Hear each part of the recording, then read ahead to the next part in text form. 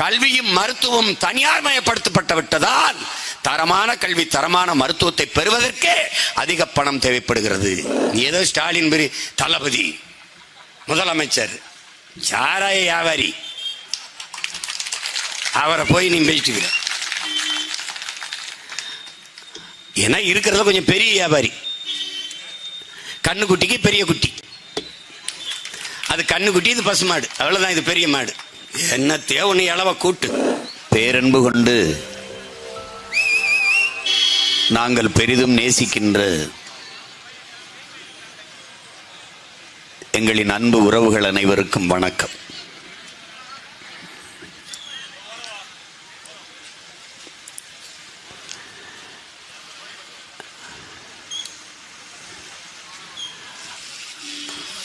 உங்கள் பிள்ளைகள்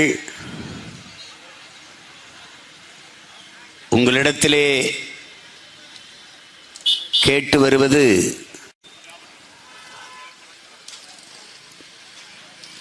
உங்கள் வாக்கை மட்டுமல்ல, வருங்கால தலைமுறை பிள்ளைகளின் வாழ்க்கையை என்பதை நீங்கள் தெரிந்து கொள்ள வேண்டும்.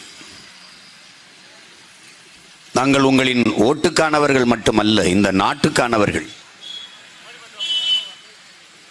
வாக்குக்கானவர்கள் அல்ல, என் மக்களின் வாழ்க்கைக்கான பிள்ளைகள் நாங்கள். வாக்கு வருது வரவில்லை, அதை பற்றி என்றைக்குமே நாங்கள் கவலைப்பட்டதில்லை. என் மக்களின் வாழ்க்கையை பன்னெடுங்காலமாக வறுமை ஏழ்மையில் ஆழ்ந்து தோய்ந்து அவதிப்படுகிற அல்லலுறுகிற என் அருமை சொந்தங்களை இதிலிருந்து மீட்க முடியாதா காக்க முடியாதா என்கிற ஏக்கம்தான். உலகில் பல்வேறு நாடுகளில் இருக்கிற அரசியல் அதிகாரம் நிர்வாகத்தை வாசித்து நேசிக்கிற பிள்ளைகள், நம்மை விட வளங்கள் குன்றிய நாடுகள், ஒவ்வொரு வளத்தை வைத்துக்கொண்டு எப்படி அந்த நாடுகள் தன்னிறைவை அடைகிறது, பொருளாதாரத்தில் மேம்படுகிறது, தொழில்துறையில் வளர்ச்சி அடைகிறது, வறுமை ஏழ்மை இல்லாது செழுமையாக வாழ்கிறது என்பதையெல்லாம் உற்று கவனிக்கிற உங்கள் பிள்ளைகள், இவ்வளவு வளங்கள், காட்டு வளம், கனிம வளம், நீர்வளம், நிலவளம், மலைவளம், கடல் வளம், எல்லாவற்றுக்கு மேலாக மனித வளம், இவை எல்லாம் வைத்திருக்கிற என் நாடு ஏன் இவ்வளவு ஏழ்மை வறுமையில் சிக்கி திணறுகிறது, தவிக்கிறது?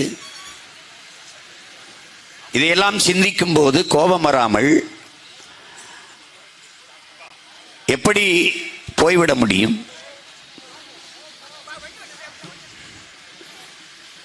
இங்கே ஒரு சிக்கல் இருக்குது, ஒரு பிரச்சனை. நமக்கு எதுக்கு பிரச்சனை என்று எல்லோரும் விலகி நிற்பதான் இந்த நாட்டுக்கு பிரச்சனையாக மாறி நிற்கிறது. இது என் பிரச்சனை, இது உன் பிரச்சனை, இது நம் பிரச்சனை, நம் நாட்டின் பிரச்சனை என்று எப்போது எண்ணுகிறோமோ அன்றுதான் இதற்கு ஒரு விடிவு பிறக்கும்.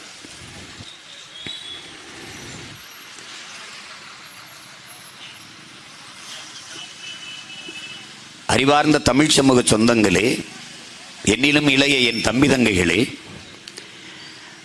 நாம் ஆட்சி மாற்றத்திற்கு வந்த பிள்ளைகள் அல்ல. ஒரு கட்சியை மாற்றி இன்னொரு கட்சியை ஆட்சியில் அமர்த்துவதால் இங்கே என்ன நடந்திருக்கிறது, நடந்துவிட போகிறது. நம்முடைய கோட்பாடு என்பது அடிப்படை அமைப்பு அரசியல் மாற்றம். நாம் அரசியல்வாதிகள் அல்ல, லட்சியவாதிகள், புரட்சியவாதிகள். கட்டிய கட்டடத்திற்கு வெள்ளையடிக்க வந்தவர்கள் அல்ல. பழுதாய் போன கட்டடத்தில் சன்னக்கட்டையை பேத்து கதவை மாற்றி சீர்திருத்த வந்தவர்கள் அல்ல. அந்த கட்டடத்தை இடித்துவிட்டு புதிய கட்டடம் கட்ட வந்த புரட்சியவாதிகள் என்பதை என்னிலும் இளையோர் எதிர்கால தலைமுறையை ஒரு புரட்சிகர தலைமுறையாக மாற்றி படைக்க நிற்கிற என் தம்பி தங்கைகள் கவனத்தில் எடுத்துக்கொள்ள வேண்டும். இந்த அடிப்படையே தவறாக இருக்கிறது, மாற்றணும், அமைப்பை மாற்றணும். ஒரே ஒரு உதாரணம், அமைப்பை எப்படி மாற்றுவது? அது பலமுறை அண்ணன் பேசிட்டு இப்போது இந்த விக்கிரவாண்டியில் ஒரு இடைத்தேர்தல் தேவையில்லை என்கிறேன். இது அவசியமற்றது. இந்த தேர்தல் யார் காசிலே நடக்கிறது? மக்கள் காசிலே. இங்கே என்ன நடந்து விட போறது? இந்த ஒரு தேர்தலில் யார் வென்றாலும் என்ன நடந்து ஒன்றும் நடக்க போறதில்லை. பல கோடிகளை கொட்டி அமைச்சர் பெருமக்கள், சட்டமன்ற உறுப்பினர்கள், பாராளுமன்ற உறுப்பினர்கள் பல்வேறு ஊர்களில் இருந்து ஒரே தொகுதியை முற்றுகையிட்டு வேலை செய்து பல நூறு கோடிகளை கொட்டி, இது ஒரு கலாச்சாரம், இது ஒரு கேவலம், கேடுகட்ட ஒரு நிலை. அப்ப என்ன செய்யலாம்? மக்களை தொந்தரவு பண்ணாத, மக்களின் காசை வீணடிக்காத. இவ்வளவு காவலர்கள் நின்று வேலை செய்ய வேண்டியது இருக்கு. 10 நாள் எல்லா வேலையும் விட்டு வந்து நாங்க இங்க கிடக்க வேண்டியது இருக்கு. தங்க இடம் இல்லை, ஆக்கிரமிப்பு, சாப்பிட பொருள் இல்லை, ஒன்றும் கிடைக்கல. எங்க படுத்துங்கிறது, எங்க இருக்கிறது? பணம் வைத்திருக்கிறவர்கள் முதல்ல ஆக்கிரமித்துக் கொள்கிறார்கள். விடுதிகளை, மண்டபங்களை அவர்கள் எடுத்துக் கொள்கிறார். நாங்கள் எங்க படுக்கிறது? தெருவில் படுத்து வேலை செய்யறதா? அப்ப இந்த முறையை மாற்றணும். என்ன செய்யலாம்? இடைத்தேர்தலே வேண்டாம். அப்ப என்ன செய்யலாம் சீமான்? ஐயா புகழேந்திக்கு அடுத்தபடியாக வாக்கு பெற்றவர் யார்? அவர் எத்தனை ஆயிரம் வாக்குகள் வித்தியாசத்தில் வென்றார். அதற்கு அடுத்தபடியாக போட்ட அவர் மீதும் மக்கள் நம்பிக்கை வைத்து வாக்கு செலுத்தியிருக்கார்கள். ஜனநாயகத்தின் மீது நம்பிக்கை வைத்து வாக்கு செலுத்தியார். 1,00,000 வாக்கு, 26,000 வாக்கு, 50,000 வாக்கில் வென்றிருக்கிறாரா? அடுத்து வந்தவர் 1,50,000 வாக்கு வாங்கியிருக்கிறாரா? அந்த வாக்கும் மதிப்பு மிக்கது. அவர் மீதும் நம்பிக்கை வைத்து மக்கள் வாக்கு செலுத்தியிருக்கிறார்கள். அப்படி என்றால் ஜனநாயகத்தை மதிப்பது, மக்களின் ஒவ்வொரு வாக்கையும் மதிப்பது உண்மை என்றால் ஐயா புகழேந்தி இல்லை, அடுத்த இடத்தில் வந்தவர் யாரோ அவரை இடைக்கால சட்டமன்ற உறுப்பினர் என்று அறிவிப்பதுதான் அமைப்பு மாற்றம். அப்படி அறிவிச்சிருந்தா என்ன ஆகும்? 2வது இடத்துல எந்த கட்சி வந்தது? அவர் சட்டமன்றத்துக்கு போயிருப்பாரு. மக்கள் நிம்மதியா இருப்பான், வேலைக்கு போவான். என்ன உங்களுக்கு கிடைக்கிற அந்த சாராயம், சாப்பாடு, இந்த 10,000 15,000 காசு கிடைக்காது. அதுதானே இந்த காசு. முதல்ல என் மக்கள் ஒன்று தெரியணும், இந்த பணம் யாருடையது? இந்த பணம் எங்கிருந்து வந்தது?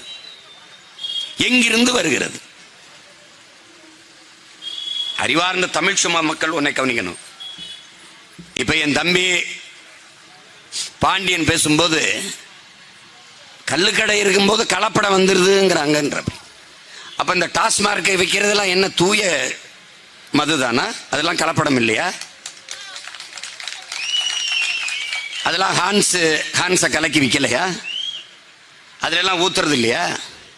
அதெல்லாம் தூய, அப்படியே தூய சாராயம். நாட்டு மக்களின் மீது நன்மை வச்சு காய்ச்சிறீங்க. அப்ப கள்ளச்சாராயம் எப்படி வந்தது?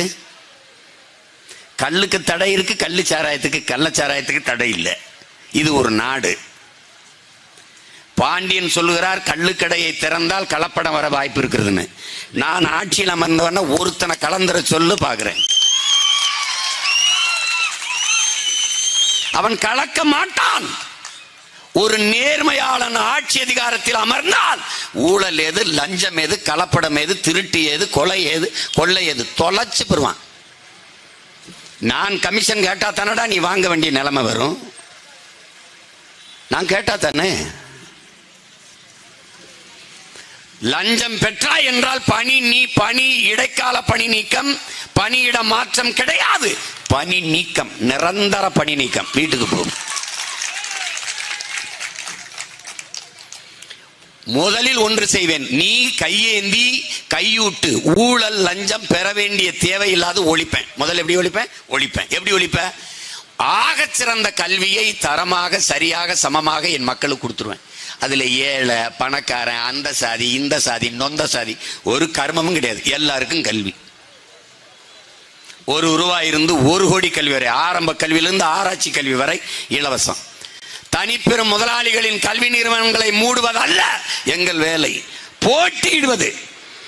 8 கோடி மக்களால் நிறுவப்பட்ட அதிகாரம் அரசு ஆக சிறந்த கல்வியை கொடுக்கிறதா, தனிப்பெரும் முதலாளி கொடுக்கிறானா? சண்டை. தோற்று போவார்கள். இத்தனை கோடி மக்களால் நிறுவப்பட்ட அதிகாரத்தால் முடியாதது ஒரு முதலாளி கொடுப்பான் என்றால் அரசு தோற்று போனது என்பதை நீ அறிந்து கொள்ளணும். நடக்கவே நடக்காது. ஆக சிறந்த கல்வியை உலகத்தரத்தில் கொடுப்போம். பிறகு ₹1 வரை 1 கோடி மருத்துவம் வரை என் குடிகளுக்கு. அது 90 வயசு அப்பத்தாலா இருந்தாலும் சரிதான். அவள் இந்த தேசத்தின் தாய். அவளுக்கு மருத்துவம், தரமான, சரியான, சமமான மருத்துவம். மக்களுக்கு எதற்காக பணம் தேவைப்படுகிறது? பெருமகனார் அப்துல் கலாம் அவர்கள் கூட சொல்கிறார், நம் மக்களுக்கு அதிகப்படியாக பணம் தேவைப்படுவது கல்வியும் மருத்துவம் தனியார் மயப்படுத்தப்பட்டு விட்டதால் தரமான கல்வி தரமான மருத்துவத்தை பெறுவதற்கே அதிக பணம் தேவைப்படுகிறது. அதற்கு தேவைக்கு அதிகமாக பொருள் ஈட்ட வேண்டிய நிர்பந்தம் ஏற்படுகிறது. அதனால் கையேந்த வேண்டிய தேவை உருவாகிறது. இந்த நிலையை ஒழித்தால் 10,000 சம்பளம் என்றால் அதை செலவு பண்ண உனக்கு செலவழிக்க முடியாது. ஏன்னா உனக்கு செலவு இல்லையே. அந்த நிலையை உருவாக்கணும். கலப்படம் யார் செய்வா? 10 லிட்டர் தான் கல் இறக்க முடியுதுன்னா அது 20 லிட்டர் ஆக்குறதுக்கு கலப்படம் செய்வாங்க. அது தேவையில்லை என்று முடிவெடுத்துட்டா முடிஞ்சு போச்சு. நீ உரிய விலையை கொடுத்து கொள்முதல். என் தங்கை சொல்ற மாதிரி அரசு பணி. பனை ஏறுவது குறிப்பிட்ட சமூகம், சட்டிபானை செய்வது குறிப்பிட்ட சமூகம், முடி திருத்துவது ஒரு குறிப்பிட்ட சமூகம், துணி வெளுப்பது ஒரு குறிப்பிட்ட சமூகம், மீன் பிடிப்பது ஒரு குறிப்பிட்ட சமூகம். இதை மாத்துறதாண்டா புரட்சி. இதை மாத்தணும்.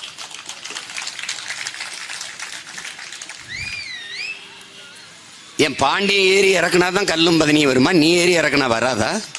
வரும். எப்ப வரும்? அது அரசு பணினா போட்டி விட்டு வருவேன். 400 பேர் பொறியியல் படித்த 400 பேர் வாயில் காவலர் வேலை, வாட்ச்மேன் வேலைக்கு விண்ணப்பிக்கிறான். அதை சட்டசபையில் பேசுகிறார்கள். 400 பேர் இன்ஜினியர்ஸ் வாட்ச்மேன் வேலைக்கு விண்ணப்பித்திருக்கார்கள், வாயில் காவலர் வேலைக்கு என்று. அவ்வளவு வேலையின்மை இருக்கு. நாங்க உங்க பிள்ளைகள் கெஞ்சிரோம், உன் வாழ்விடத்திலேயே அரசு பணியை தர்றேங்கிறேன். எங்க பனை மரங்கள் அடர்த்தியா இருக்கோ அங்க தொழிற்சாலையை போடுறேங்கிறேன். பதனிலிருந்து கருப்பட்டி, பணம் கற்கண்டு, அவன் தம்பி விட்டுட்டான் பாண்டிய, பனங்கிழங்கு, பணம் பழத்திலிருந்து மிட்டாய். உலகத்தில் ஒரு மரம், ஒரு உயிர் தன் உடலில் எல்லா பாகங்களையும் மானுட பயன்பாட்டுக்கு தருதென்றால் அது பனை மட்டும்தான். என தென்னையின் உடம்பு பயன்படுவதில்லை, பனையின் உடம்பும் பயன்படுது. எங்க ஊர்ல பல மரப்பாலங்கள் பனை மரத்தை குறுக்க போட்டு தான். மச்செல்லாம் நாங்க பனை மரத்தை செதுக்கி வைரம் வாய்ந்த மரத்தை வச்சுதான். எங்க வீட்டுல இன்னும் எங்க வீட்டு மச்சு, நெல் கொட்டுற மச்சு பனை தான்.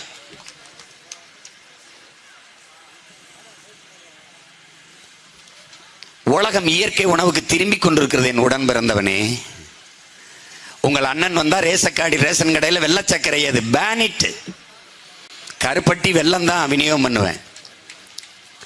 நான் வரும்போது ரேஷன் கடையை மூடிடுவான், ஏன்னா உணவு மானியத்தை ஒழிக்கிறான். நான் வரும்போது வேற கடையை திறப்பேன். எப்படி?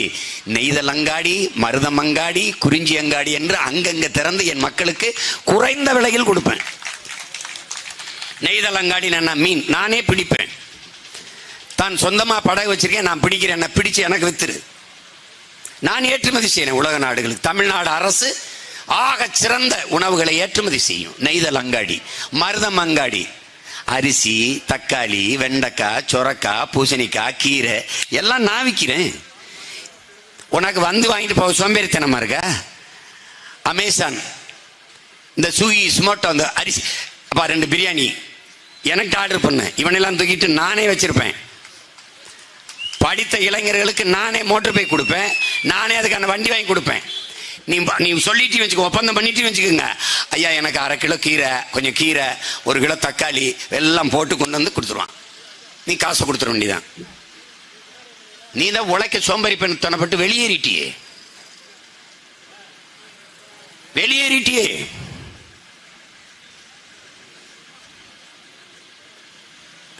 பனையில இருந்து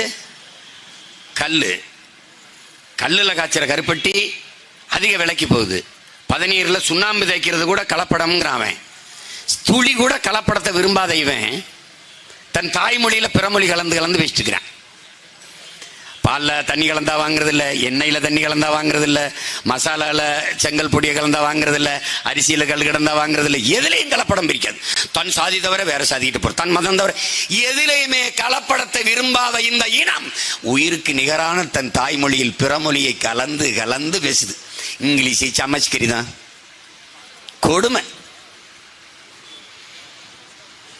இது ஒரு சபிக்கப்பட்ட இனமாக, ஒரு சிதைந்த அழிந்து போன சமூகமாக மாறிடுச்சு தமிழ் சமூகம். கள்ளுக்கடையை இவர்கள் திறக்க மாட்டார்கள். ஏனென்றால் இவர்கள் வியாபாரம் வீழ்ந்துவிடும். டாஸ்மார்க் வியாபாரம் வீழ்வது, இவர்கள் காய்ச்சுகிற ஆலையில் இருந்து இங்கே இந்த டாஸ்மார்க் கடைக்கு கொண்டு வருகிற சரக்கெல்லாம் இவர்கள் காய்ச்சுவதுதான். மொத்தமாக ஒரு குவார்டர் அவங்க காய்ச்சி அந்த போத்தலை அடைக்கிறதுக்கு அவங்க செலவு பண்றது 12 ரூபாய் தான். 9 ரூபாய் 12 ரூபாய் இவ்வளவுதான். ஆனால் எவ்வளவு ரூபாய்க்கு விற்கிறார்கள் பாருங்கள். கொள்ளை லாபம் ஈட்டுகிறார்கள். என் அன்பு சொந்தங்கள் ஒன்றை அறியணும். நீங்கள் வரம் கேட்பது தேவதைகள்கிட்ட இல்ல, பிசாசுகள்கிட்ட கேட்கிறீங்க. அதான் பிரச்சனை. நீங்கள் எதிர்பார்ப்பது பிசாசுகள்கிட்ட. நீங்கள் தேவதையிடம் வரம் கேட்டால் அது தரும். என்ன வரம் வேண்டும்? தெய்வத்திடம் கேட்க வேண்டும் அல்லது தேவதைகளிடம் கேட்க வேண்டும். நீங்கள் பிசாசிடத்திலே, சாத்தான்களிடத்திலே வரம் கேட்டுக் கொண்டிருக்கிறீர்கள். அவர்கள் கொடுப்பார்கள். கள்ளச்சாராயம் குடிச்சு செத்தால் 10 லட்சம், அதெல்லாம் பிசாசுகளின் வரம். அதுதான் இவர்களின் ஆட்சி முறை. இவர்களால் தரமான பள்ளி கல்லூரியின் தரத்தை உயர்த்த முடியாத காரணம் தனியார் பள்ளிக்கூடங்கள் கல்லூரிகளை வைத்திருப்பதே இந்த ஆட்சியாளர்கள் தான். அரசு பள்ளி கல்லூரியின் தரத்தை உயர்த்திவிட்டால் அங்கே இவர்கள் வியாபாரம் படுத்துவிடும். எனக்கு ஒரு மயிரும் இல்லை, எவன் விழுகிறான் போறான். என் நாட்டு மக்களின் நலன் தான். வருவேன், அரசு பள்ளி கல்லூரியின் தரத்தை உயர்த்துவேன்.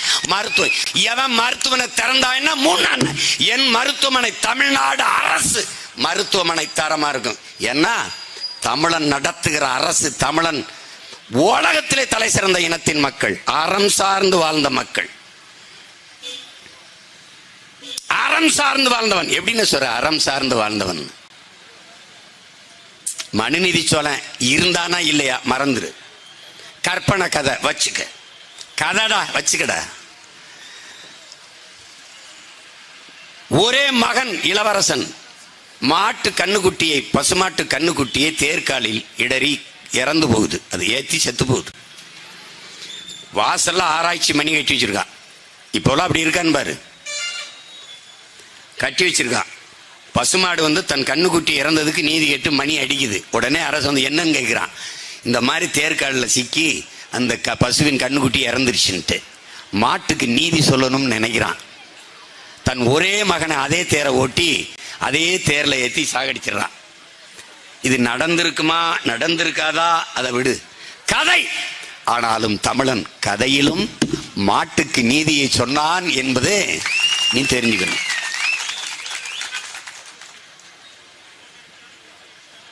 அதனால அறம் சார்ந்து வாழ்ந்து நின்ற மறவர்கள் நாம். நீ இவ்வளவு வரலாறு படிச்சு வாயேன். எல்லா நாடுகளையும் படையெடுத்து வென்ற தமிழின முன்னோர்கள், குறிப்பாக அருண்மொழியும் அவன் மகன் அரசேந்திரனும், எந்த நாட்டையாவது தமிழின மக்கள், தமிழின முன்னோர்கள் அடிமைப்படுத்தி ஆண்டார்கள் என்ற ஒரு செய்தியை சொல்றான் பாப்போம். கிடையாது. போவான், கொடியேத்துவான், இது என் ஆளுகைக்கு உட்பட்ட நாடு, நீ எனக்கு கப்பங்கட்டு, நீ ஆண்டுக்க வந்துருவான். அப்படிதான் இலங்கையும் விட்டுட்டு வந்தான் நம்ம பாட்டன் அருண்மொழி. அப்படிதான் மலேசியா, சிங்கப்பூர் கடாரத்தில் போய் கடாரம் வென்று கொடியேற்றிட்டு விட்டு வந்தான். தாய்லாந்து பல நாடுகளை வென்றான். ஆனால் நம்மை படையெடுத்து வீழ்த்தியவர்கள் நம்மளை அடிமைப்படுத்தி ஆண்டார்கள். அப்படி ஒரு அறம் சார்ந்து வாழ்ந்த மறவர் கூட்டம். அதை நீட்சியை பார்க்கணுமா? அதை நீட்சியை பார்க்கணுமா? நம்முடைய தலைவருக்கு வா, தனி தமிழில சோசலிச குடியரசு அமைப்பது ஒரு கனவு.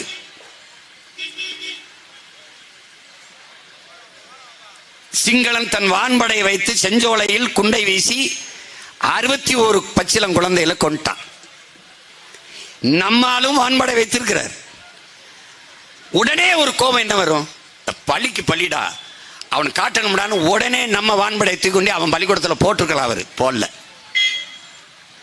போடல. அதே விண்ணூர்தி இல்ல, விளக்கு கிடையாது. விளக்கு போட்டா கண்டுபிடிச்சிருவான். விமானம் வருது, விண்ணூர்தி வருது, பிளைட் வருதுன்னு தெரிஞ்சிடும். இந்த வார பறந்து வருது, எவனுக்கு எந்த தெரியுதுன்னு தெரியாது. டார்ச் லைட் இருக்கு பாரு, டார்ச் லைட், அந்த கை விளக்கு, அதை வைத்து கொண்டு எங்க இருக்கு இலக்குன்னு வச்சு அடிச்சவன் உலக வரலாற்றிலே நம்ம உயிர் தலைவன் மேதகவி பிரபாகரன் தான். கட்டுநாயக்கா ராணுவ விமான தளத்திலே குண்டு வீசி தகர்த்தாரே ஒழிய பொது விமான தளத்தில் கொழும்புல குண்டு போடல. செஞ்சோலையில் போட்டதற்கு பதிலாக அவன் சிங்களன் பள்ளிக்கூடத்தில் போட்டிருக்க முடியும், போடல. ஏன்? அறம் சார்ந்து வாழ்ந்த மறவர் கூட்டத்தில் வந்தவன், அறத்தின் வழி நின்ற மறவன். கட்டுநாயக்கா விமான தளத்தில் போட்ட குண்டை கொழும்புலே பொது விமான தளத்தில் போட்டிருக்கலாம், போடல. ஏன்? அறம் சார்ந்து வாழ்ந்த மறவர்கள் தமிழர்கள். அந்த இனத்தில் பிறந்த கூட்டம் மாதிரி நீ இருக்கியான்னு ஒரு தடவை சோதிச்சுக்க. உனக்கு ஒரு பாட்டை இருந்தான் பண்டார வன்னியன்னு, தமிழ்நாட்டில் அவனுக்கு ஏதாவது இருக்கா? கலைஞர் பண்டார வன்னியன்னு ஒரு கவிதை நூல் தான் எழுதினார், நூல் எழுதினார். அவனுக்கு சிலை வச்சியா? எல்லா வெள்ளைக்காரனுக்கும் சிலை இருக்கு. இந்த குதிரை பந்தயம் நடத்திக்கிட்டு இருந்தாங்க, அதை நிறுத்தினதுக்கு நினைவா ஒரு ஒரு ஒரு ஒரு குதிரை சிலையை வச்சிருக்கான், ஒரு சிலை. இந்த நாட்டை அடிமைப்படுத்தி ஆண்டவனுக்கெல்லாம் சிலை. இந்த நாட்டை ஆண்டு வெள்ளைக்காரன் இருக்கான்ல, அவன் செத்தான் பாரு, அவனுக்கு கல்லறை இருக்காது கிண்டியில். அந்த கிண்டிக்கிட்ட அது என்ன இடம் தம்பி, அந்த கண்டோன்மெண்ட் இருக்க இடத்துல ஒரு சென்ட் தாமஸ் மவுண்ட்ல பல நூற்றுக்கணக்கான அந்த அவர்கள் அடக்கம் செய்யப்பட்ட இடத்தை பாதுகாத்து அப்படி அவ்வளவு பத்திரமா வச்சிருக்கான். எப்படி இருக்கு பாரு. ஆனால் உன் நிலத்துல உன் பாட்டனுக்கு ஒரு சிலை இல்லை. 6 அடியில் வெண்கலத்துல பண்டார வன்னியன் நம் பாட்டனுக்கு சிலை வைத்த தலைவன் நம் உயிர் தலைவன் மேதகவி பிரபாகரன் அவர்கள் மட்டும்தான். பண்டார வன்னியன் ஆண்டதனாலே அது வன்னிக்காடு, அது வவுனியா என்று அழைக்கப்பட்டது.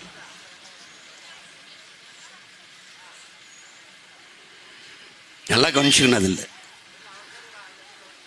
ஒரு பாடல் வரும், ஆண்டாண்டு காலமதாய் ஆண்டு வந்த பூமி, அப்பன் நாத்தா பாட்டன் பூட்டி சுத்தி வந்த வீதி. அந்த பாட்டில் என் சனமே எண்ணினமே இன்னும் என்ன தயக்கமா, எதிரிகளை எல்லையை விட்டு விரட்டிடவே தயக்கமா, பண்டார வன்னியனின் வாரிசில்லையா, பகையை துண்டாட நெஞ்சினிலே வீரமில்லையா, ஆண்டாண்டு காலமதாய் ஆண்டு வந்த பூமி. எங்க அண்ணன் வண்டியில பாடிச்சு, இதை நான் எடுத்துக்கிட்டு போட்டான்னு கேட்டேன்.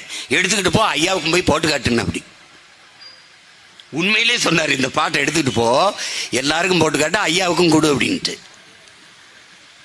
ஒரு வீரஞ்செறிந்த மரபில் வந்தவன் போலவே நாம் வாழலையே. வரலாற்றை மறந்த இனம் சுடுகாட்டில் இறந்த பிணம். வேற இழந்த மரமும் வரலாற்றை மறந்த இனமும் வாழாது. இதுல நீ தெளிவுறணும். முதல்ல நீ யார் என்று அறிந்துக்கணும். நீ என்ன மாதிரி வாழ்ந்து கொண்டிருக்கிறாய் என்று பார்க்கணும். ஆடு எப்படி அறுக்கிறவனே நம்புதோ அப்படி நீ இந்த அயோக்கியர்களே திருப்பி திருப்பி நம்புற. எவன் உனக்கு தீமையை தருகிறானோ, எவன் கேடுகட்ட கேவலங்கட்ட இந்த ஆட்சி முறை தொடர்ச்சியா நடத்தி கொண்டிருக்கிறானோ அவனையே நீ நம்புற, அவனுக்கே வலிமை சேர்க்கிற. எங்களுக்கு என்ன தேவை வந்தது, எங்களுக்கு என்ன இருக்குது, இதனால என்ன கிடைச்சிருக்கு? எல்லாத்தையும் இழந்து நிற்கிற பிள்ளைகள் உங்கள் பிள்ளைகள். எல்லாவற்றையும் இழந்து நிற்கிறோம். யாருக்காக? என் மக்களின் நலனுக்காக.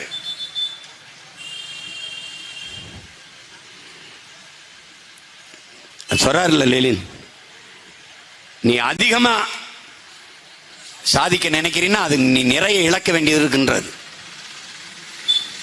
நிறைய இழக்கணும், நீ எல்லாத்தையும் இழக்கணும். அப்பதான் அதிகமா நீ சாதிக்க முடியும், நீ நினைத்ததை அடைய முடியுங்கிறது. எது ஒன்றையும் இழக்க தயாராக இல்லாதவன் பிரிதொன்றை அடைய முடியாது. தன்னை தாழ்த்திக் கொள்ள தயாராக இல்லாதவன் தலைமையேற்கிற தகுதியை பெறமாட்டான். கைகட்டி வேலை செய்ய தயாராக இல்லாதவன் கை நீட்டி கட்டளை இடுகிற தகுதியை பெறமாட்டான். இதுதான் உலகம் முழுமைக்கும் இருக்கிற தத்துவ கோட்பாடு, நிலைப்பாடு. அறிவிற் சிறந்த என் தம்பி தங்கைகள், நீங்கள் விழிப்புணர்வுற்று அறிவு தெளிவு பெற்று அரசியல் விழிப்புணர்வு பெற்று எழாமல் இந்த மண்ணை மக்களை சரி செய்ய முடியாது. இங்கே எதை சுற்றி அரசியல் நகர்கிறது என்பதை நீங்க கற்றுக்கொள்.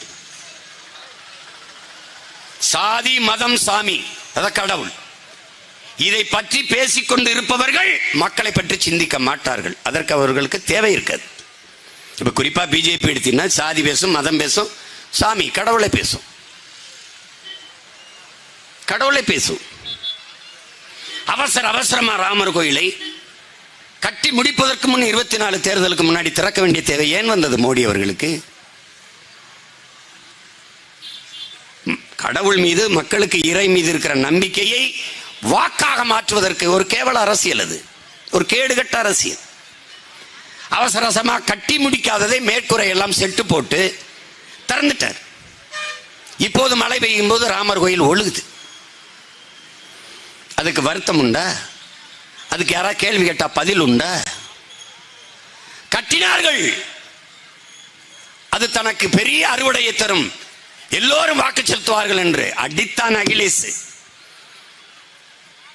ஆயத்து தொகுதியிலே, பொது தொகுதியிலே ஒரு தாழ்த்தப்பட்ட ஒரு மகனை நிறுத்தி அதே இடத்தில் அவர்களை தோற்கடித்தான். முடிந்தது. உண்மையிலேயே ராமர் இருக்கிறார் என்பது அதுலதான் தெரியுது. இவங்களை ஒழிக்கணும்டான்னு அவனை வெள்ள வச்சு விட்டான். இனி பேச மாட்டார்கள். அறிவிற்சிறந்த தம்பி தங்கைகளே, பாகிஸ்தான் மட்டும் பக்கத்து நாடாமல் இல்லாமல் ஒரு ஆஸ்திரேலியா ஆப்பிரிக்கா இருக்கிற இடத்துக்கு தள்ளி இருந்தால் இவர்களுக்கு ஏதாவது அரசியல் இருந்திருக்குமா என்றுபார். நீனே யோசிச்சு பாரு. மாட்டை பற்றி பேசுகிற பசுமாடு பசுமாடு பசுமாடுன்னு உலகத்திலே அதிகமாக மாட்டுக்கறி ஏற்றுமதி செய்யற ஒரே நாடு India. Beef export Hindustan number 1 நம்மாலே பேசுறாரு. நான் சொன்னா நீ நம்பல. 24 லட்சம் டன் ஆண்டு ஒன்றுக்கு ஏற்றுமதி செய்யறாங்க. அதிகமாக அந்நிய செலாவணியை ஈட்டுகிற ஏற்றுமதி மாட்டுக்கறி ஏற்றுமதி தான். மற்றவர்களுக்கு ஏற்றிவிட்டு அவன் வாயிலை ஊட்டி விடுவது தர்மம், புனிதம். உள்ளவன் சாப்பிட்டால் அடிச்சு கொல்லணும், அதான் கர்மம், அது அவர்களுடைய தர்மம். எப்படி இருக்கு பாரு. இங்க ஒரு கோட்பாடு இருக்குடா. மாட்டுக்கறி தின்பவன் அடிச்சாதி, அடிப்படை சாதி, அடித்தட்டு சாதி. மாட்டு பால் குடிப்பவன் இடைச்சாதி, மாட்டு மூத்திரம் குடிப்பவன் உயர்ந்த சாதி. இது ஒரு கோட்பாடுடா. இதையெல்லாம் ஒழிக்காம நீ என்னடா உருப்பட போற? என்ன உருப்பட போற? ஒரு 5 ஆண்டு இந்த அண்ணன் தங்கச்சியில கொடுத்து பாடுறா, நாட்டை சொர்க்கமா மாத்தி படைக்கலனா கேள்றா பாரு. எங்களுக்கு ஒரு கனவு இருக்குடா. 200 ஆண்டுகளுக்கு பிறகு என் இனம் எப்படி வாழ வேண்டும் என்ற உன்னத கனவை கொண்டிருந்த தலைவனின் பிள்ளைகள் தான் நாங்கள். அப்படி ஒரு தலைவனின் மக்கள் நாங்கள்.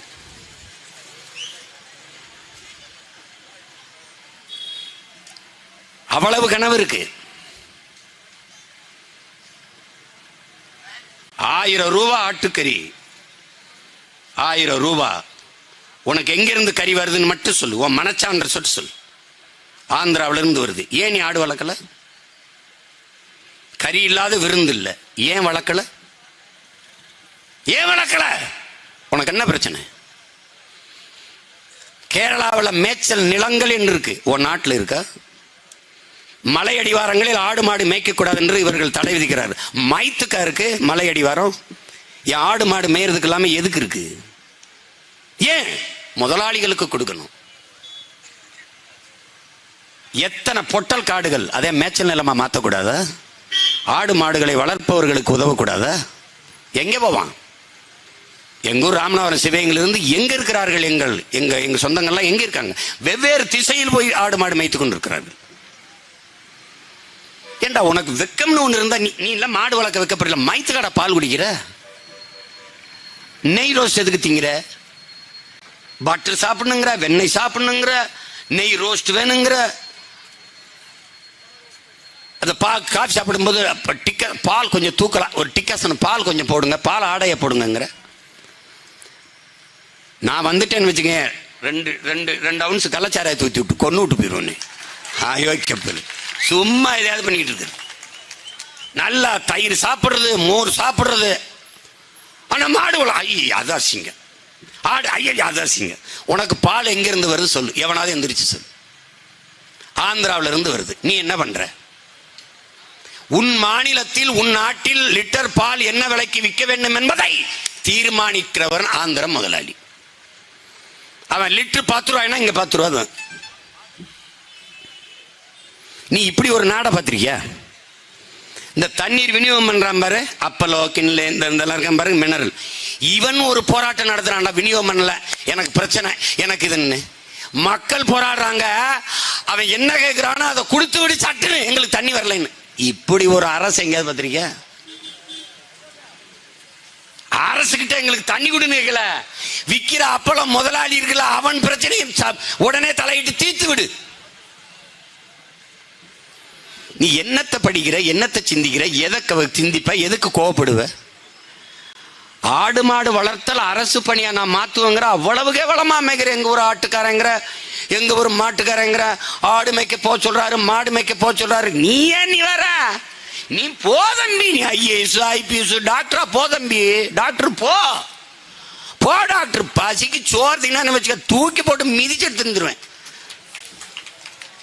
அங்க டாக்டர் உட்கார்ந்துக்கிட்டு, நல்ல பால் குடிங்க ஹெல்த்திக்கு, முட்டை சாப்பிடுங்க, எக் எடுத்துக்கிறங்க, கீரை எடுத்துக்கிறங்க, கீரை வெஜிடபிள்ஸ் எல்லாம் கத்திரிக்காய், தக்காளி, இந்த முருங்கைக்காய் அதெல்லாம் எடுத்துக்கிறங்க, புடலங்க, அந்த மாதிரி பிக்கங்காய், புடலங்க, அந்த மாதிரி வெஜிடபிள்ஸ் நிறைய எடுத்துக்கிறங்க. அதெல்லாம் உங்கள் ஒப்பம் விளைய வச்சு கொடுப்பானா, எங்கப்ப விளைய வச்சு கொடுப்பானா டாக்டர்? எவன் கொடுப்பேன்?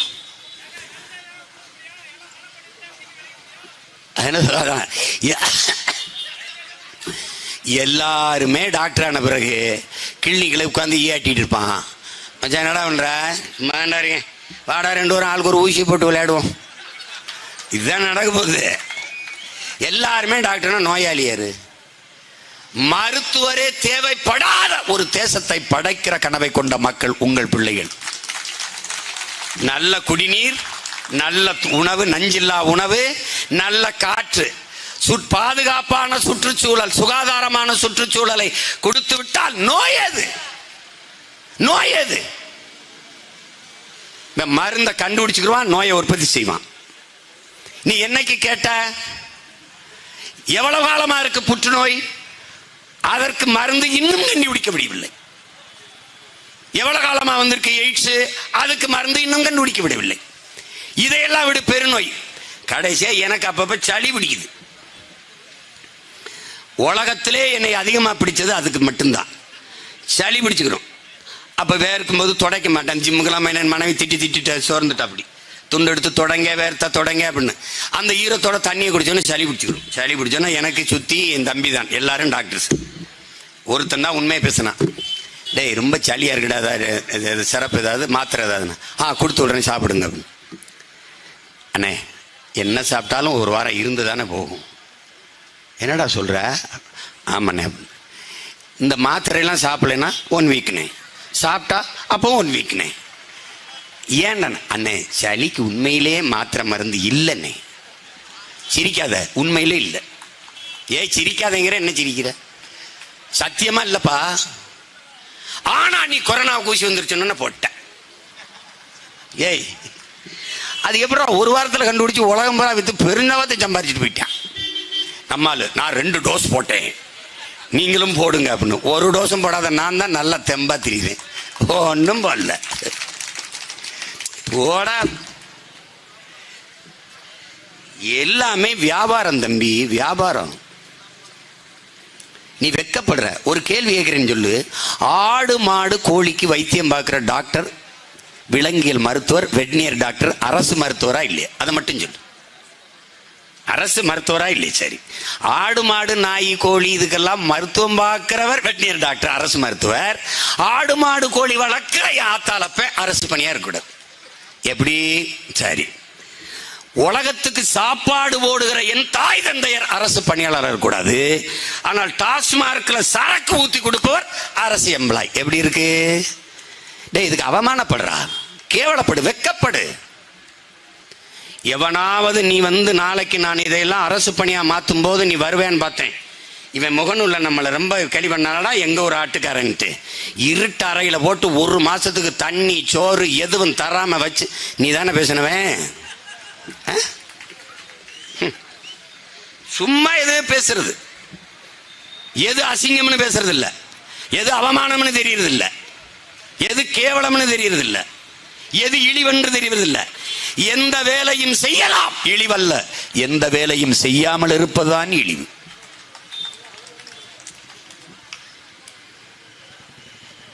இது நன்கு கவனிச்சுக்கணும். எங்கள் தலைவர் எங்களுக்கு கற்பிச்சது என்ன தெரியுமா? வீழ்வதல்ல தோல்வி, வீழ்ந்தே கிடப்பதுதான் தோல்வி. நீ வீழ்ந்துட்ட எழுந்திரணும். ஒருவன் யானையை விட மெதுவாக விழலாம், ஆனால் குதிரையை விட வேகமாக எழணும். இப்ப நம்ம வேகமாக எழ வேண்டிய தருணம் இது. வீழ்ந்து விட்டோம், இன்னைக்கு இல்ல, 800 ஆண்டுகளுக்கு முன்பு இருந்தே விழுந்துட்டோம். இப்ப எழணும். இந்த தலைமுறை பிள்ளைகளாவது நாம் எழணும். அன்பு தம்பி தங்கைகளே, அருமை பெற்றோர்களே, தமிழின மக்களுக்கு கை கால்களில் விலங்கிட்டிருந்தால் உடைத்து நொறுக்கலாம், உடனடியாக விடுதலை பெற்று பறக்கலாம். ஆனால் அவன் மூளைக்குள் விலங்கு, சிந்தனையில் விலங்கிட்டு அடிமைப்படுத்தியிருக்கான். அதனால என்ன, நம்மால் முடியுமா, இதெல்லாம் நடக்குமா, இதெல்லாம் யார் செய்யறது, இதெல்லாம் சரி. நீ ஏதாவது கேள, அந்த என்னப்பா ஓட்டு காசு யாருப்பா கொடுக்கல, ஏமா யாருப்பா வாங்கல, அம்மா அவன் லஞ்சம் வாங்குறானே யாருப்பா வாங்கல, அம்மா ஊழல் சரி எவப்பா செய்யல. இந்த சகிப்புத்தன்மை தான் அடிமை நிலை உருவாக காரணமா இருக்கு. அடிமைங்கிற யாரு?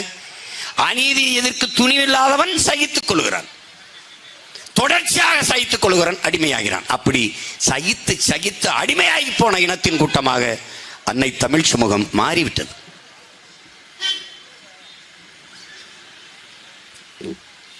இப்ப கைகாலில் விலங்கிருந்தா அண்ணன் வெட்டி விடலாம், தம்பி வெட்டி விடலாம், தங்கச்சி வெட்டி விடலாம். ஆனா மூளைக்குள்ள விலங்கு இருக்கு, சிந்தனையில் விலங்கு இருக்கு, அழுக்கு படிஞ்சிருக்கு. அதை நீதான் அந்த விலங்கை தூக்கி எறியணும், நொறுக்கி எறியணும், வேற வழியே கிடையாது. நீதான் அதை செய்யணும். நான் எங்க போய் செய்யறது? உலக பெரும் அறிஞர்கள் உனக்கு கொட்டி வைத்திருக்கிற அந்த சிந்தனை, வழங்கி சென்றிருக்கிற அந்த அறிவார்ந்த தத்துவ கோட்பாடுகளை வாசி, படி. நமது முன்னோர்கள் நமக்கு தராததா? நான் படிக்கும்போது வியந்தேன். திட்டமிட தவறுகிற போது தவறு செய்ய திட்டமிடுகிறோம். இந்த கோட்பாட்டை படித்த யாருமே வியப்பான். திட்டமிட தவறுகிற போது தவறு செய்ய திட்டமிடுகிறோம். ஃப்ரீ பிளானிங் இல்லைன்னா ஃபிளாப், அது தோத்துருது, ஃபெயில் ஆயிடுது. அப்ப முதல்ல திட்டமிடணும். அப்படி தவறும் போது தவறு செய்ய திட்டமிடுகிறோம்ங்கிறான். இது எவ்வளவு பெரிய தத்துவம்! இவன் பரம்பரை பிறப்பதற்கு முன்பே நம்முடைய வள்ளுவ பெருமகனார் நம் மூதாதை எண்ணி துணிக கர்மம் துணிந்தவன் எண்ணுவம் என்பது இழுக்குன்னு பாடிட்டு விட்டபடி. நீ படிச்ச, அதன்படி நடந்தியா? தோல்விக்கு 2 காரணங்கள் தான். ஒன்று யோசிக்காம செய்யறது, யோசிச்ச பிறகு செய்யாம இருக்கிறது. இது யாரு? பகவான் கிருஷ்ணர். கன்ஃபியூஸ் சொல்றான், சரி என்ற பெற்ற பிறகு அதை செய்யாமல் இருப்பது தோல்விக்கு காரணம், அதுதான் தோக்குது. சரின்னு பட்டுச்சுன்னா செஞ்சிடறான்றான்.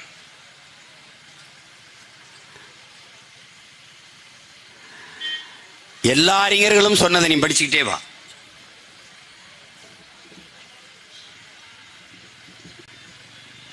இதே நம்ம பாட்டை என்ன சொல்றான்? செய்யத்தக்க அல்ல செய்யக்கெடும், செய்யத்தக்க செய்யாமையானும் கெடுங்கிறான். உலக பேரறிஞர் தோன்றுவதற்கு முன்பு தோன்றிய நம்மோதாதை சொன்னதை விடவா நமக்கு தத்துவம் வேணும், வழிகாட்டுதல் நெறி வேணும். ஆனால் நாம எதையுமே உள்வாங்கலைங்கிறதான் பிரச்சனை.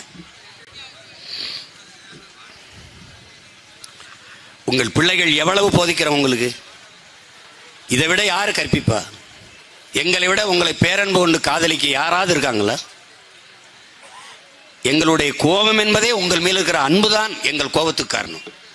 ஐயோ, என் மக்கள் இன்னும் இப்படி அவதியுறுகிறார்களே, இப்படி 1500க்கு கையேந்தி நிற்கிறார்களே, இது ஒரு தன்மான இழப்பாயிருச்சே. மானமும் வீரமும் அறமும் உயிரென்று வாழ்ந்த கூட்டம் மானங்கட்டு நிக்குதே. அப்படிதான்.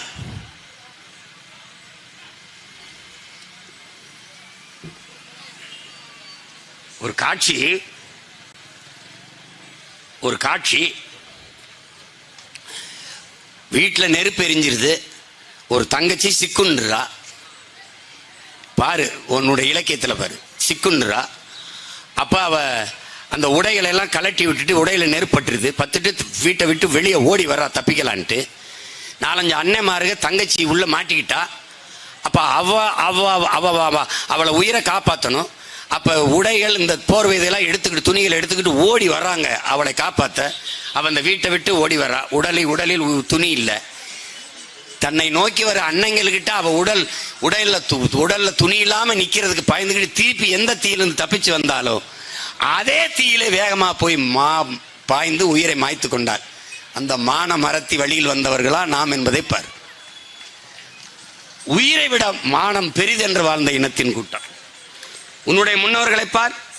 தீரன் சின்னமலைகிட்ட போ, மருதுபாண்டிகிட்ட போ, அழகுமுத்துக்குன்ட்ட போ, சுந்தரலிங்கத்துக்கிட்ட போ, பாட்டியார் வேலுநாச்சியார்கிட்ட போ, புலித்தேவன்கிட்ட போ, எல்லாரையும் பார். பெரும்பிடுகு முத்தரையர்கிட்ட போ, எல்லாரையும் பார். பண்டார வன்னியன்கிட்ட போ. வெள்ளக்காரன் படை நடத்தி வரும்போது அவன்கிட்ட பீரங்கி இருக்கு, அதிநவீன ஆயுதம் இருக்கு, துப்பாக்கி இருக்கு, தூர இருந்து சுற்றுவான், தொலை தூரத்திலிருந்து குண்டை வீசி கொண்டுருவான், தெரியும். நம்மகிட்ட என்ன இருந்தது? வாளும் வேலும் தான். அதை வைத்துக் கொண்டு சண்டைக்கு சென்றால் செத்து போவோம், தோற்று போவோம். அவன் கொன்று விடுவான். தொலை தூரத்திலிருந்து துப்பாக்கி வச்சு குறிபார்த்து சுடலாம், தூர இருந்த பீரங்கி குண்டுகளை வீசி அழிக்கலாம் படைகளை.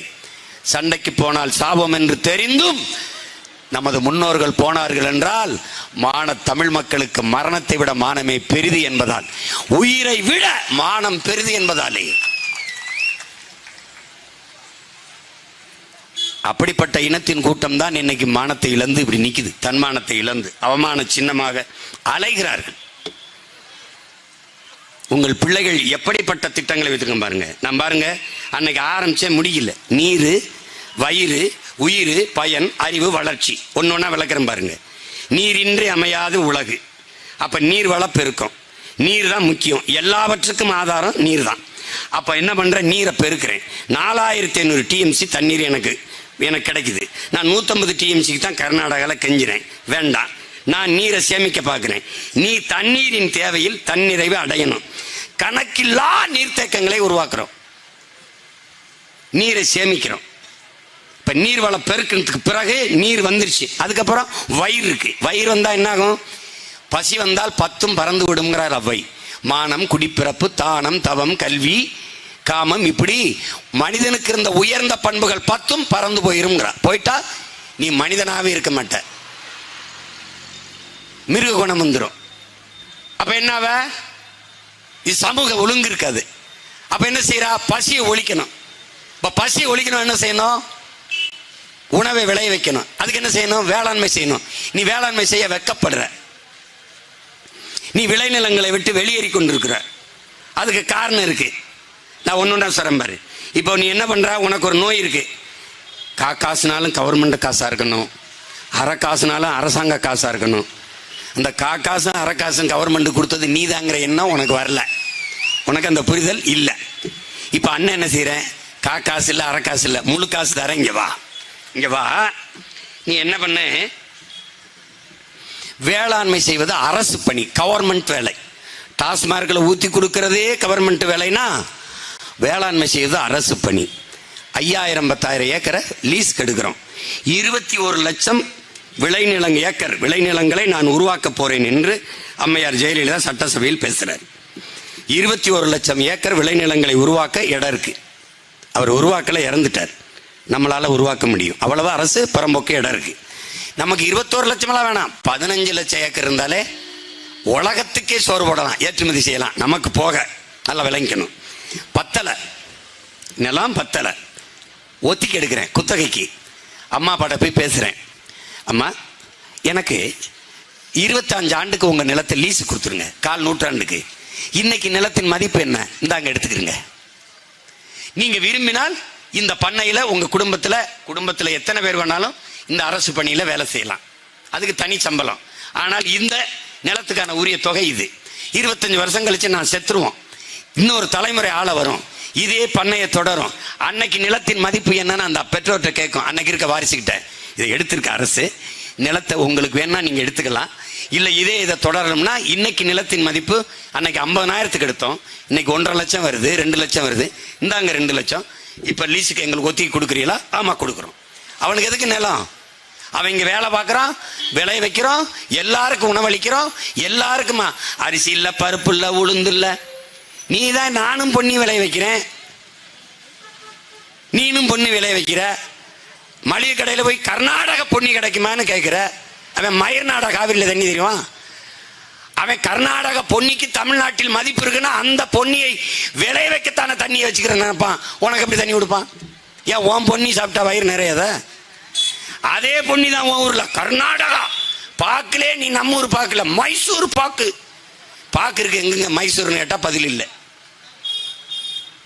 உனக்கு ஒரு நோய், தன்னிடத்தில் இருப்பதை விட பிறரிடத்தில் இருப்பது உயர்ந்தது என்கிற இழி சிந்தனை. அப்படித்தான் உன் தாய்மொழியை விட ஆங்கிலம் உயர்ந்தது, உன் தாய்மொழியை விட அடுத்த மொழி உயர்ந்தது. இப்படி அழிந்து போனாய். அப்படிதான் நீ சிதைஞ்ச அழிஞ்ச. அப்ப வேளாண்மை செய்யறது அரசு பணி. ஆடு மாடு வளர்த்தல் அரசு பணி, பட்டுப்பூச்சி வளர்த்தல், நாட்டுக்கோழி வளர்த்தல், தேனீக்கள் வளர்த்தல், நெசவு செய்தல், பானை செய்தல், மீன் பிடித்தல் எல்லாம் கவர்மெண்ட். பனை ஏறுதல் எல்லாம், தென்னை ஏறுதல், அங்கிருந்து கருப்பட்டி காய்ச்சறது, வெள்ளம் காய்ச்சறது, இதெல்லாம் கொண்டு வந்துட்டீன்னு வச்சுக்க, வாழ்விடத்திலேயே அரசு பணி.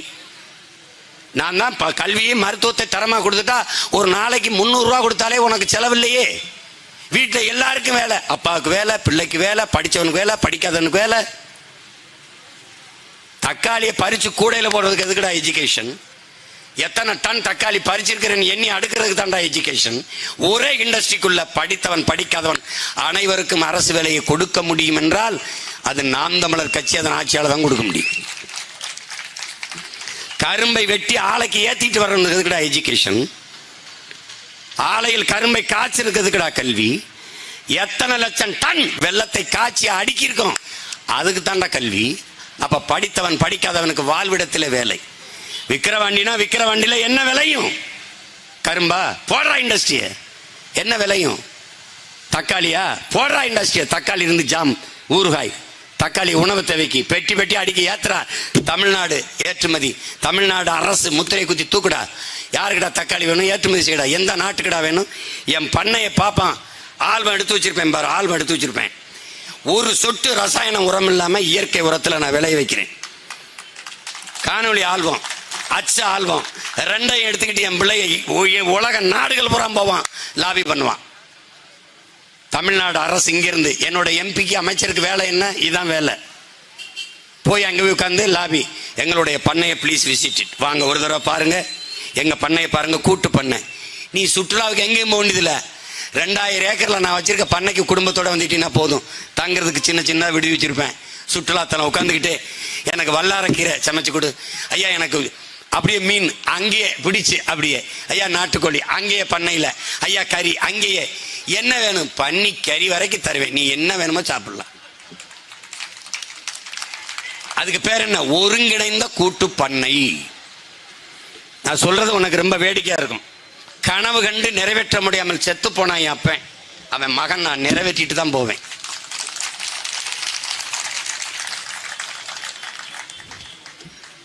என்னடா நீ ஏதோ செஞ்சிட்டு இருக்க? மாற்று பொருளாதார பெருக்கத்துக்கு இவனுக்கு திட்டமே தெரியாத, சிந்தனை இருந்தா தானே செய்வான். எதுக்கு சாராய இளவு? எதுக்கு? கள்ளுக்கடையில் எனக்கு வருமானம் தேவையில்லை, மாற்று வேளாண் குடிமக்கள் வாழ்வார்கள், பனை தென்னை வாழும், உழைக்கும் மக்கள் உடல் அலுப்பு தீர அது ஒரு உணவு. கள்ளு குடிச்சு செத்தவனும் இல்லை, சொத்தம்பட்டை வித்தவனும் இல்லை. வரலாறு. ஒரு மர கல்லு குடித்தால் ஆகச் சிறந்த மருத்துவம்.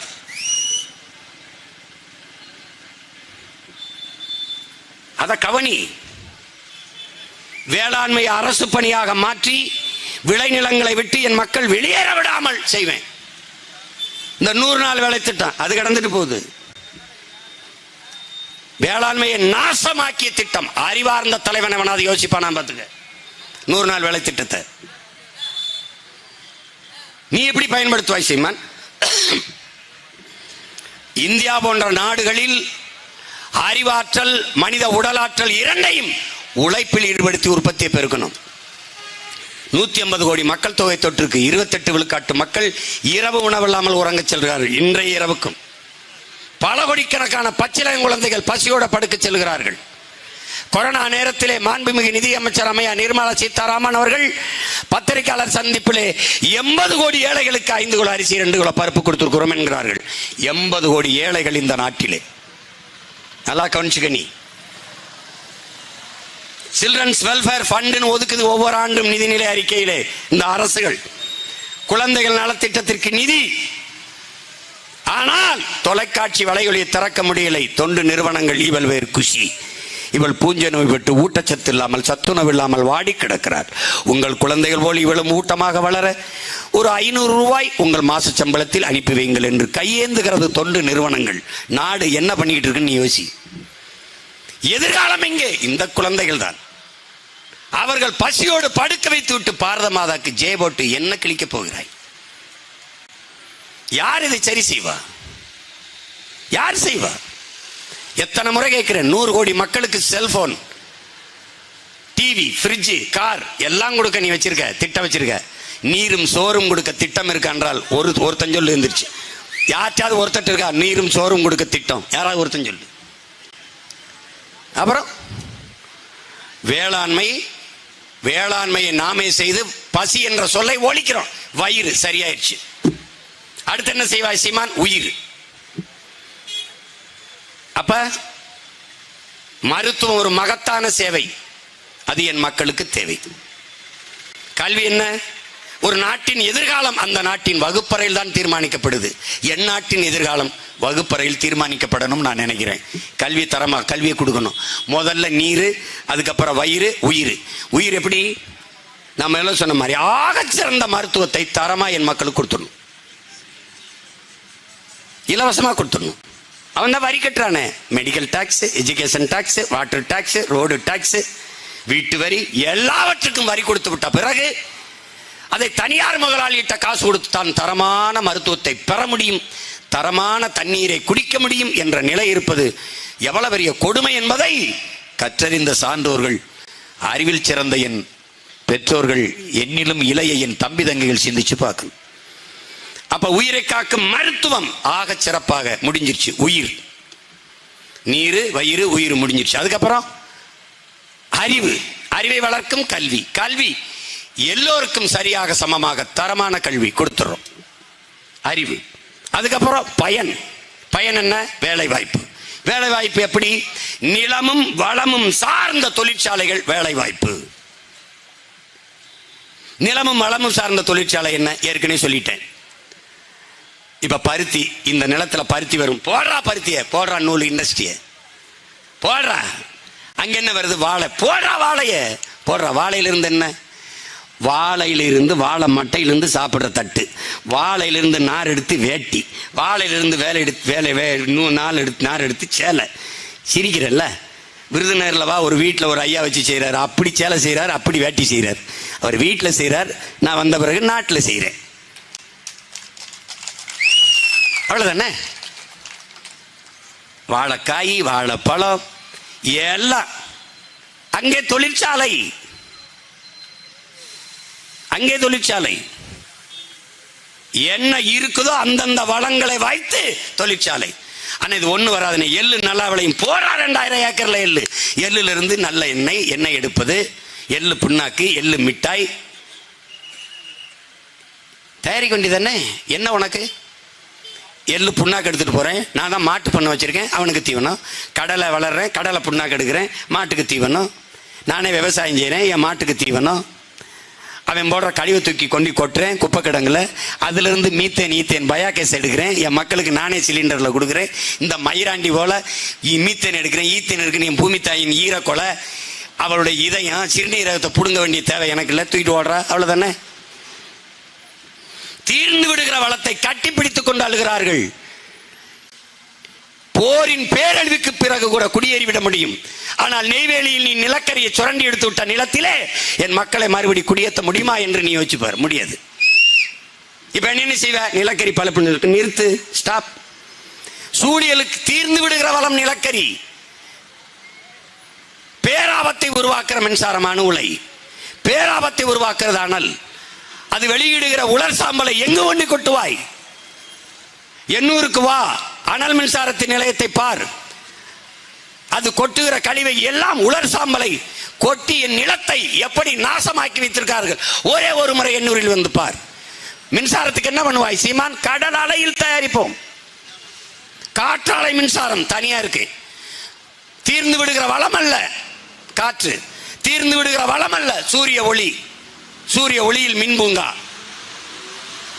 இயற்கைக்கு எந்த கேடுமல்லாத தீர்ந்து விடாத வளத்திலே தயாரிக்கிற இந்த காற்றாலை சூரிய ஒளியை தனியார் முதலாளிகளுக்கு தாரை வார்த்து கொடுத்த இந்த அரசு, கேடுகட்ட அரசுகள், பேராபத்தை விளைவிக்கிற அணு உலை அனல் நெய்வேலியை அரசு வைத்திருக்கிறது. ஏனால் எதிர்த்து போராடினால் அடக்கி ஒடுக்கி துப்பாக்கி சூட்டை நடத்தி உள்ளதல்ல. இப்ப நாம வந்து பண்ண பிறகு தலைகீழ் மாற்றம். எல்லா மின்பூங்கா அதானி தயாரிக்கிறார் 5000 ஏக்கரில் 4500 கோடி முதலீடு செய்து. 4500 கோடி உங்களுக்கு முதலீடு இல்ல இல்ல, பாராளுமன்ற தேர்தலுக்கு மட்டுமே நீங்க 5000 கோடி முதலீடு செய்திருக்கிறீர்கள். 4500 கோடிக்கு அரசு செய்ய முடியாது, உங்களால செய்ய முடியாது. நமது ஆட்சி வந்த பிறகு அத்தனை காற்றாலை மின்சாரத்தையும் இந்த சூரிய ஒளி மின்சாரத்தையும் தமிழ்நாடு அரசு தயாரிக்கும். நாம தயாரிப்போம். தீர்ந்து விடுகிற வளங்கள், நிலத்தை, வளத்தை, காற்றை, நீரை நஞ்சாக்குற இந்த ஆலைகளை மூடுவோம். செய்ய முடியாத? கடல் அலையில ஜப்பான், துபாயில கடல் அலையில தயாரிக்குது. சாலையின் இரு ஓரங்கள் பாரு, டிவைடர்ல வச்சிருக்கான் அந்த காற்றாலை, காற்றாடிய வேகமா போற கார்ல அந்த காத்துல மின்சாரம் உற்பத்தி ஆகுது. அந்த வரைவை 16ஆம் ஆண்டு 2016 ஆட்சிக்கு வந்தா எப்படி மின் உற்பத்தி திட்டத்தை இதெல்லாம் கொடுத்துருக்கேன், படிச்சுப்பாரு. மக்களரசு.com இருக்கு. செயல்படுத்த மாட்டார்கள் இவர்கள். ஏன்? இவர்கள் ப்ரொடக்ஷன்ல இன்வெஸ்ட் பண்ண மாட்டார்கள், உற்பத்தியில் இன்வெஸ்ட் பண்ண மாட்டார்கள், பர்ச்சேஸில் வாங்குவதில் தான் முதலீடு செய்வார்கள். பிற மாநிலங்களில் பிற மாநில முதலாளிகளிடத்திலே வாங்குவதில் தான் முதலீடு செய்வார்கள். ஏன்? 20,000 கோடி, 19,500 கோடி, 20,000 கோடி முதலீடு செய்வார்கள் வாங்குவதில். ஏன்? ஒரு அலகு மின்சாரம், ஒரு யூனிட் மின்சாரத்திற்கு ₹1 கமிஷன் என்று வைத்தா கூட பல ஆயிரம் கோடி கமிஷன் வருது. அதனால்தான் இவர்களை commission boys, not chief minister, not prime minister, brokers என்று சொல்வதற்கான இதுதான். பிரதமர் என்பவர் இன்டர்நேஷனல் புரோக்கர், சீஃப் மினிஸ்டர் என்பவர் ஆல் இந்திய புரோக்கர். That's it. அந்நிய முதலீடை கொண்டு வருது. முதலீடே அந்நிய முதலீடு. அன்னைக்கு ஒருத்தனுக்கு அடிமையா இருந்துச்சு வெள்ளக்காரனுக்கு, இன்னைக்கு ஒவ்வொரு நாட்டுக்கு அடிமையா இருக்க துடிக்குது. கப்பல்ல வர்த்தகம் செய்ய வந்தன விரட்டி விட்டது விடுதலை போராட்டம்.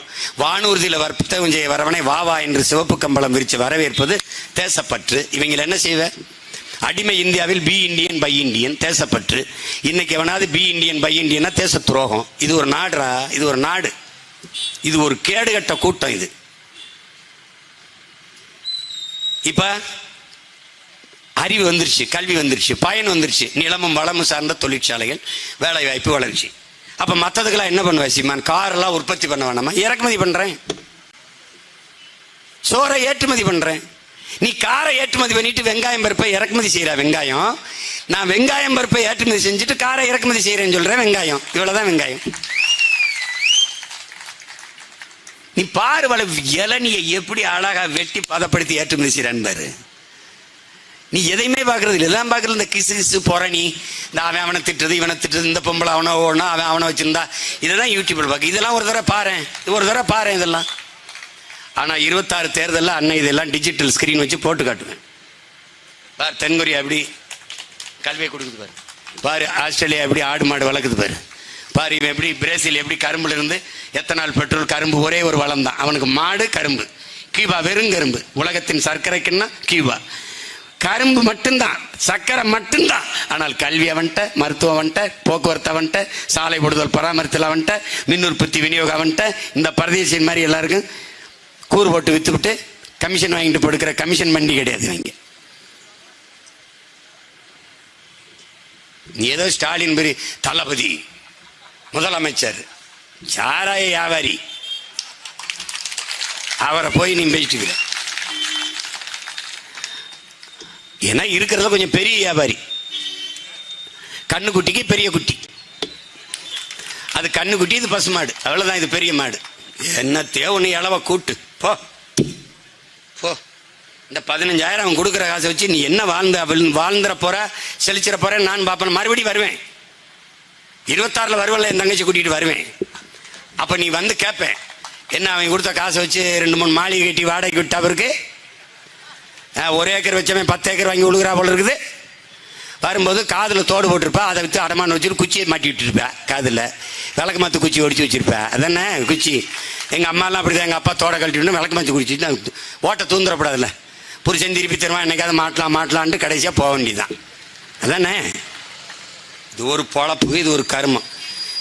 நிலமும் வளமும் சார்ந்த தொழிற்சாலைகள், வேலை வாய்ப்பு, வளர்ச்சி. அந்த வளர்ச்சியைத்தான், அதில் வருகிற பொருளாதார மேம்பாடு, அந்த பொருளாதாரத்துக்கு பேர் தான் தற்சார்பு, பசுமை, தாய்மை பொருளாதாரம். தாய்மை பொருளாதாரம் சீமான். இவன் மேக் இன் இந்தியா, மற்றவனெல்லாம் made in China, made in Russia, made in Japan, made in Singapore, made in German. நாங்கள் அப்படி கிடையாது. தமிழ்நாடு ஒரே ஒரு made in. Quarter, brandy, whisky, rum, gin, இது மேட் இன். நீ என்ன தயாரிச்சிருக்க? கொசுவத்தி, ஊதுவத்தி, சாம்பிராணி, இந்த வேற என்னடா தயாரிக்க, குங்குமம், திருநீர். ஒரு இளவும் கிடையாது உனக்கு. ஒரு அறிவு சாப்பிட்றதாவது எப்படின்னு தெரியுதா? ரொம்ப நாளாக நாங்கள்லாம் எங்கள் வீட்டில் சாப்பிடும்போது, என்னப்பா பல்லு போன மாதிரி சவக்குன்னு சாப்பிட்டு அள்ளி முழுங்குப்பா, அது அப்படியே மென்று சாப்பிட்றது இது தருத்திரம்னு சொல்லி வளர்த்து விட்டாங்க. எங்கள் அப்பாவை செஞ்சு எங்கள் அப்பா சொல்கிறார், டே பசித்து உன், மசித்து உன், ரசித்து உன், ருசித்து உன். குடலுக்கு பல்லு இல்லைடா. ஆமாம், குடலுக்கு பல்லு இல்லை. அப்போ வாயிலே ஜீரணிச்சிடணும்டா. 32 பல்லு இருக்கிறது. ஒவ்வொரு உணவையும் 32 முறை மெல்லணும்டா. தண்ணீரை உண்ணணும்டா, உணவை குடிக்கணும்டா. உமிழ் நீரோட சேர்ந்து தண்ணீரை குடிக்கணும், உணவை குடிக்கணும். அப்போ அதிலே இன்சுலின் சுரந்துடும். சர்க்கரை நோய் என்று எட்டியே பார்க்காதரா. இனிமேலாவது கடைப்பிடிங்க தயவு செய்து என் தம்பி தங்கைகள். நல்லா மென்னு உமிழ் நீரோட குடிங்க. உணவை உண்கிற முறை பசித்து உண். நேரத்துக்கு சாப்பிடணும், சதி நம்பிராத. பசிச்சு சாப்பிடணும், விதி. நேரத்துக்கு டயத்துக்கு சாப்பிட்டுருங்க, சாப்பிட்றாத, தயவு செய்து சாப்பிட்றாத. பசிச்சு சாப்பிடு, பசித்து சாப்பிடு. மருந்தன வேண்டாவாம் யாக்கைக்கு, அருந்தியது அற்றது போற்றி உனின். யாரு? அமெரிக்காவில் எம்வேர்டு ஹூப்பர்னு ஒரு டாக்டர். எங்கள் அப்பா தான் எழுதியிருக்கிறார், நம்மாழ்வார். நீ படிக்க மாட்டா, படிச்சவன் சொல்றது கேட்டுக்க. எம்வேர்டு ஹூப்பர். அவர்கிட்ட ஒரு 16 வயது பெண் வருது, ஒவ்வாமை, அலர்ஜி. தண்ணி குடிச்சா கூட வாந்தி வந்துடுது, எது சாப்பிட்டாலும் வாந்தி வந்துடுது. இந்த நோய்க்கு அவரும் 1 வாரமாக மருந்து கொடுத்து பார்க்குறாரு, வாந்தி வந்துக்கிட்டே இருக்கு. வீட்டில் போய் ரொம்ப அப்படியே படுத்து வச்சிருக்கும்போது கனவு வந்துடுது. கனவுல அந்த நோய் அவருக்கு வந்துடுது. நோய் கனவுல உருவமாக வந்து நின்றுக்கிட்டு, எனக்கு நோயாளிக்கு இடையில நீ யார் அடே அப்படின்னு கேட்குது. அவருக்கு ஒரு சிந்தனை தட்டி விறுவிறுன்னு வந்து ஹாஸ்பிட்டல் திறந்து அந்த பொண்ணை ஒரு அறையில் போட்டு பூட்டி விட்டு வீட்டுக்கு போயிடு. அப்படி 1 வாரமாக போய் பார்க்கவே இல்லை. 1 வாரம் கழிச்சு திறக்கிறாரு, அப்படி கிடக்குது. தட்டியல் வர்ற தண்ணி கேட்குது, தண்ணியை கொடுக்குறாரு, வாந்தி வரல. பசிக்கு கேட்குது, சாப்பாடு கொடுக்குறாரு, வாந்தி வரல. இவர் மருத்துவ குறிப்பில் கீழே எழுதுறாரு, எம்வேர்டு ஹூப்பர் எழுதுறார், சாப்பிட்டது சீரணிச்சிருச்சா என்று பார்த்து விட்டு சாப்பிடவும், நல்லா உண்ட உணவு செரித்த பிறகு சாப்பிடவும். குறிப்பு நம்மப்பா. அடே எம்வேர்டு ஹூக்கர், உன்னுடைய பரம்பரை உருவாகிறதுக்கு முன்பே, கருவாகிறதுக்கு முன்பே எங்க தாத்தவரத்தை எழுதியிருக்கான், மருந்தன வேண்டாவாம் யாக்கைக்கு, அருந்தியது அற்றது போற்றி உனின். சாப்பிட்டது செமிச்சிருச்சான்னு பார்த்து சாப்பிட்றா, மருந்தே தேவைப்படாத உடம்புக்குன்னு எழுதி வச்சுட்டு போயிட்டா. எங்காலும் இன்னொருத்தி வாரா, எங்க அப்பத்தா ஒருத்தி வாரா, அவை பாட்டி. வல்லவே நல்லா தான் எழுதியிருக்கான், ஆனால் கொஞ்சம் பெருசா இருக்கு. அதுவே புது கவிதை மாதிரி 1.25 அடிலாம் இருக்கு. இவன் என்ன செய்யறா, ரொம்ப பெருசா இருக்கு, படிக்க பிள்ளைய கஷ்டப்படுவாங்க. இதை ஒரு மாத்திரையில் அடக்கம், ஒரு கேப்சூல சுருக்கி, இந்த கஷாயத்தை கேப்சூல சுருக்கி பசித்து புசி போயிடலாம். தயவு செய்து இதை கேளுங்க, டாக்டர் சொல்றதெல்லாம் நம்பாதீங்க. பசிச்சவன சாப்பிடுங்க, பசிச்சு சாப்பிடுங்க, நோயே இருக்காது. ஒருவேளை உண்பவன் யோகி, 2 வேளை உண்பவன் போகி, 3 வேளையும் உண்பவன் ரோகிங்கிறான், நோயாளிங்கிறான். ரோகினா நோயாளி. பார்த்து சாப்பிடுங்க. ஒரு சீன ஞானிக்கிட்ட போயிட்டு, ஐயா இறையன் வெளி இருக்கிறாரு, ஒரு சீன ஞானிக்கிட்ட போயிட்டு கன்ஃபியூஸ் இந்த மாதிரி ஒரு புத்தகம், இந்த பிக்குக்கிட்ட போயிட்டு ஒருத்தன் கேட்குறான், எப்பெல்லாம் மனிதர்கள் சாப்பிட்லாம்னு. சாப்பாடு இருக்கிறவன் பசிக்கும் போது சாப்பிடலாம், சாப்பாடு இல்லாதவன் கிடைக்கும் போது சாப்பிடலாம். அப்படி மாதிரி சாப்பாடு இருக்கிறவர்கள் பசிக்கும் போது சாப்பிடுங்க, இல்லாதவன் கிடைக்கும் போது சாப்பிடுங்க. இவ்வளவுதான். இதுதான் கோட்பாடு. நடக்கிற இடத்துல விதைக்காத, விதைக்கிற இடத்துல நடக்காத. இதுதான். இதை புரிஞ்சுக்கிட்டு வேலையை செய்யணும். சாப்பிட்றது எப்படின்னு கூட தெரியல நமக்கு.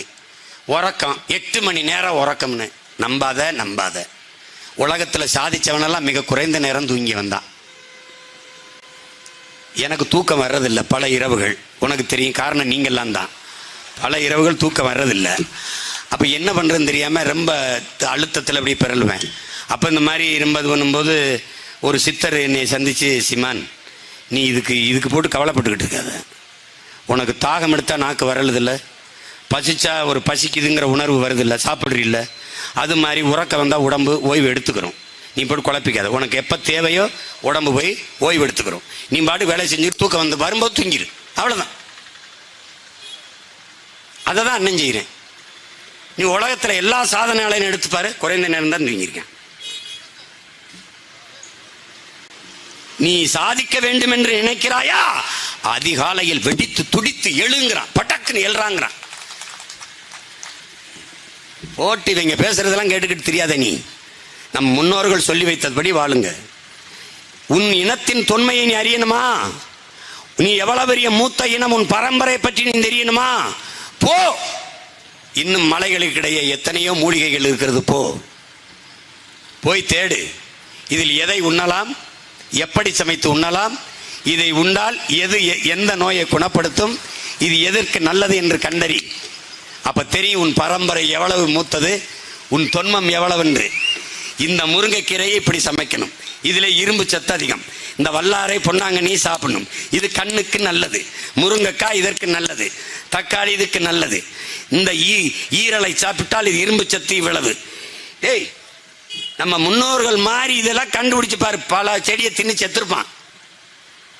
அதுல ஒருத்தன் கண்டுக்காம பாரு, இந்த கீரை நல்லா இருக்கு, இந்த கீரைக்கு இதை போட்டு சமைக்கணும், இந்த காய்க்கு இப்படி போடணும், இதுக்கு சீரகம் போடணும், இதுக்கு சோம்பு போடணும், இதுக்கு வெள்ளைப்பூண்டு போடணும், இதுக்கு இஞ்சியை போடணும். இதை கண்டுபிடிக்கிறதுல நீ சாதாரண இல்லை ராஜா. இதை தேடி போனே என்றால் உன் பரம்பரை எவ்வளவு மூத்தது என்பதை உனக்கு தெரிஞ்சிடும். நீ இன்னைக்கு எதை படிக்கிற? திருக்குறள், சிலப்பதிகாரம், சிவக சிந்தாமணி, வளையாபதி, குண்டலகேசி, ஐங்குறுநூறு, 1810, பரிபாடல், அகநானூறு, புறநானூறு எல்லாம் படிக்கிற. எங்க படிக்கிற? கல்லூரியில், முதுகலையில், தமிழ் இலக்கியத்தில், PhD ஆய்வுல எல்லாம் படிக்கிற. இந்த வள்ளுவன், இந்த இளங்கோவடிகள், இந்த திருத்தக்கத்தேவன், இவங்களுக்கெல்லாம் எவன் தமிழ் சொல்லி கொடுத்துருப்பான்னு நினைக்கிறேன்? ஒரு சொற்பிழை பொருள்பிழை எதுவுமே இல்லாது ஒரு அறநெறியை பாடிருக்கான். நம்ம அவ்வை, நம்ம பாட்டி எல்லாம் பாடிருக்கான்னா, இவங்களுக்கு தமிழ் சொல்லி கொடுத்த ஆசிரியரை ஒரு தடவை தேடு. உன் மொழியின் தொன்மை என்ன, உன் இனத்தின் பெருமை என்னன்னு தெரியும். எவ்வளவு செழுமையான ஒரு இந்த இலக்கியம், இந்த அறத்தை பாடி வச்சிருக்காங்க நம்ம முன்னோர்கள். இன்னைக்கு சிலப்பதிகாரத்தை பட்டிமன்றத்தில் பேசி அப்படி அரசியல் பிழைத்தோருக்கு அறம் கூற்றாகும் அப்படின்னு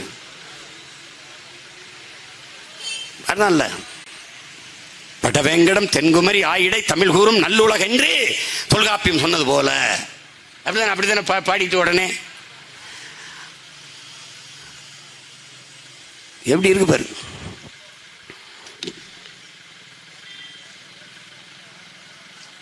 பகிருளி ஆற்றுடன் பன்மலை அடுக்கத்து குமரிக்கோடும் கொடுங்கடல் கொல்ல வடதிசை கங்கையும் இமயமும் கொண்டு தென் திசை ஆண்ட தென்னவன் வாடி என்று சிலப்பதிகாரம் பாடியது போல பட்டிமன்றத்தில் எழுதின இளங்கோடியை போய் செத்து போயிட்டான்.